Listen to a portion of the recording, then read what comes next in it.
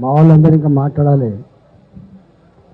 మహేశ్వర్ రెడ్డి 4 రోజులుగా మా అందరికీ నాయకత్వం వహించింది కాబట్టి అన్ని విషయాలు వారు చెప్పిండ్రు. నేను కూడా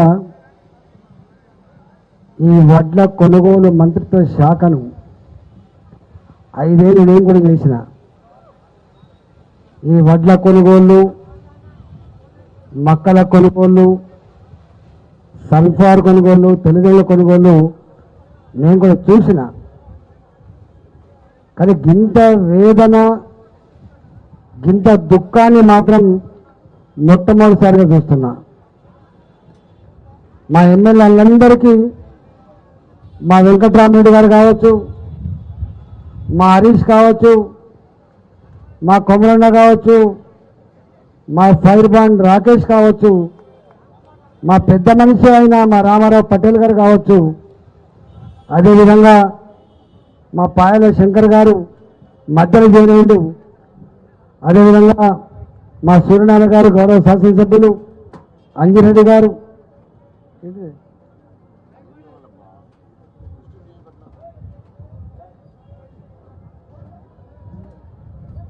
నేను ఒకటే ఒక మాట అడుగుతున్నా. భారతీయ జనతా పార్టీ శాసనసభ్యులుగా, పార్లమెంట్ సభ్యులుగా మేము డ్రామా చేస్తున్నామా, రైతుల కన్నీళ్లకు పరిష్కారం కోసం వచ్చినామా మీరు చెప్పాలి. దేనికోసం వచ్చినాం మేము? మా బసవ లక్ష్మీనరసింహ గారు కానీ, మా మైపాల్ గారు కానీ 2 నెలల క్రితమే, 3 నెలల క్రితమే అయ్యా పంట చేతికి వచ్చినట్టున్నది, మీరు ప్రిపేర్ అవుతున్నారా, ఆల్ పార్టీ మీటింగ్ పెడతారా, రైతు సంఘాల నాయకులతో సంప్రదిస్తారా, మరి మీకు మీరే చేసుకుంటారా అని చెప్పి మంత్రులను కలిసిన మా వాళ్ళు, చీఫ్ సెక్రటరీ గారిని కలిసిన మా వాళ్ళు, వ్యవసాయ శాఖ, మార్కెటింగ్ శాఖ అందరినీ కలిసిండు. వాళ్ళకి ఎంత అహంకారం అంటే, మీకు చెప్తేనే మాకు తెలుస్తుందా? మాకు తెలియదా వడ్లు కొనుగోలు ఎట్లా చేయాలనో? మాకు తెలియదా తెల్లజొన్నలు ఎట్లా కొనాలనో, మొక్కజొన్నలు ఎట్లా కొనాలనో అని చెప్పి మాకు చెప్పిండు. గత 2 నెలలుగా ఏప్రిల్ మొదటి వారంలో మొదలైంది. రైతులు ఐకేపీ సెంటర్లలో, మార్కెట్ యార్డులలో, స్కూల్ కాంపౌండ్లలో ఎర్రటి ఎండలో వరి కుప్పల మీదనే పడిగాపులు కాస్తా ఉన్నారు. సంచులు అందుతలేవట,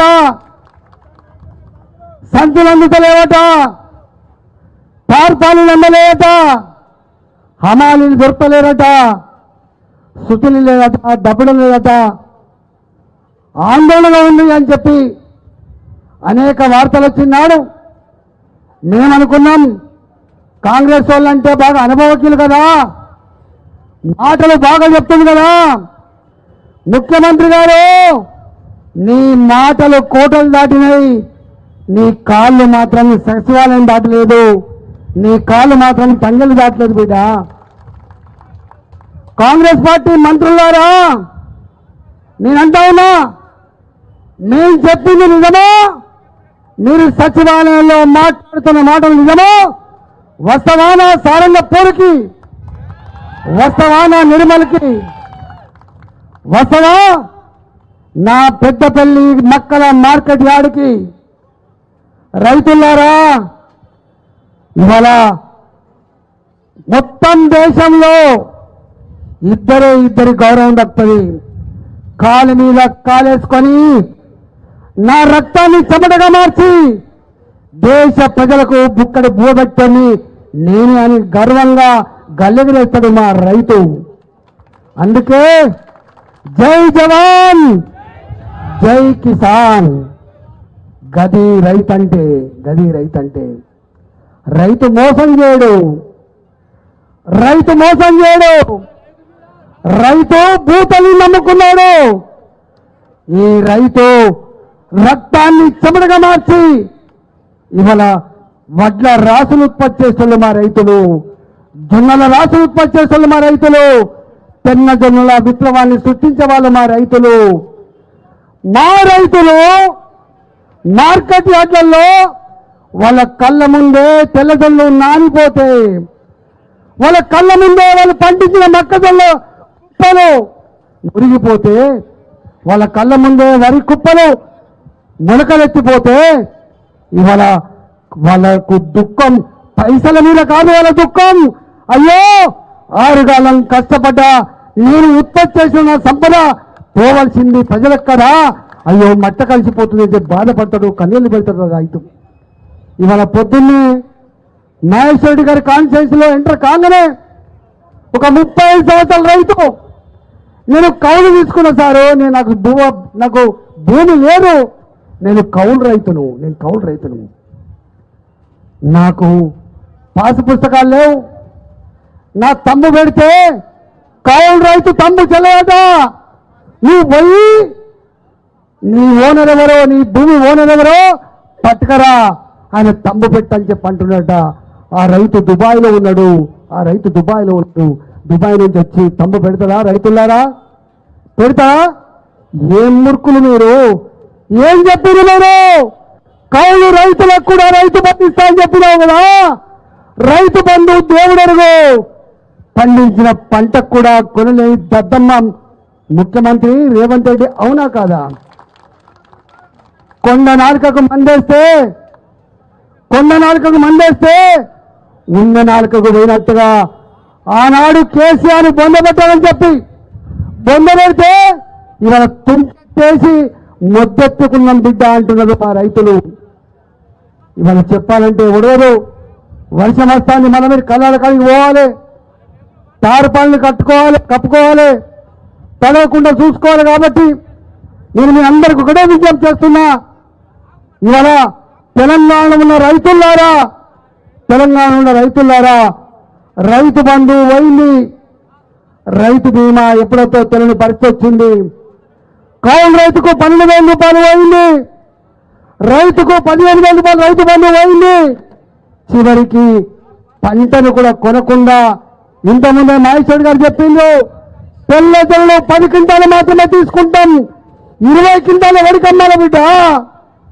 మొక్కజొన్నలు 26 క్వింటాలు తీసుకుంటా అంటున్నావు, 40 క్వింటాల మొక్కజొన్నలు మరి మిగతా ఎవరికి అమ్ముకోవాలి బిడ్డ? ఇవాళ ఇంత దుర్మార్గపు ఈ ప్రభుత్వాన్ని తప్పకుండా ఎక్కడో గుండెల్లో పెట్టుకుంటారు. సందర్భం వచ్చినప్పుడు కేసీఆర్ ఎట్లా బొందబెట్టిందో అంతకంటే పాతాళంలో ఇలా రేవంత్ రెడ్డి సర్కారు కూడా బొందబెట్టబోతారు.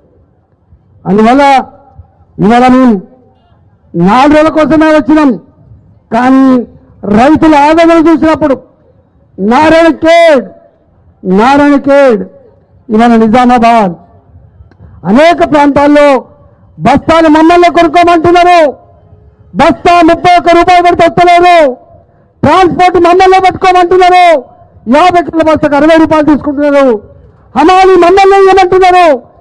ఇవన్నీ ఒక క్వింటల్ మొక్కజొన్నలు అమ్మితే 170 రూపాయలు ఖర్చు వస్తుందంటున్నారు. ఈ 170 రూపాయలు మా రైతుకు తిరిగి ఇస్తావా? మా రైతుల నిండా మూస్తావా? చెప్పాల్సిన బాధ్యత కాంగ్రెస్ మంత్రుల మీద ఉండాలి చెప్పాలని కోరుతున్నా. మా రైతుల దగ్గర వసూలు చేసే అమారీ పైసలు, కాంత పైసలు ఓట్లకు ఇవన్నీ చెల్లించకపోతే వడ్డీతో సహా దిమ్మ తీయడానికి గుర్తించమని చెప్పి హెచ్చరిస్తా ఉన్నాం. ఇవాళ తెలంగాణ రైతులారా, మిమ్మల్ని ఒకటే వేడుకుంటున్నా, ఇవాళ ఈ దుర్మార్గపు మూర్ఖపు ప్రభుత్వం వేధించే ప్రయత్నం చేస్తుంది. కానీ చివరి మొక్కజొన్న గింజ, చివరి తెల్లజొన్న గింజ, చివరి సన్ఫ్లవర్ గింజ, చివరి ఇవాళ వడ్ల గింజ తడవక ముందే మార్కెట్ యార్డ్లలో, ఐకేపీ సెంటర్లలో ఎక్కడ పడితే అక్కడ రోడ్ల మీద పోసినమో అవన్నీ కూడా యుద్ధ ప్రాతిపదికన ఎత్తాలని చెప్పి మేము డిమాండ్ చేస్తా ఉన్నాం. లేనట్లయితే నీ భరతం పట్టడం ఖాయం మా రైతులతో కలిసి అని చెప్పి హెచ్చరిస్తూ, ఇవాళ మరొకసారి మా రైతులను వంచే మోసగించే ఈ దుర్మార్గ ప్రభుత్వాన్ని ఎండగట్టడంలో, వాళ్ళని బొందబెట్టడంలో మేము పాత్ర పోషిస్తామని చెప్పి మీకు హామీ ఇస్తూ తెలుసుకున్న భారత్ మాతాకి జై జవాన్, జై జవాన్, జై జవాన్.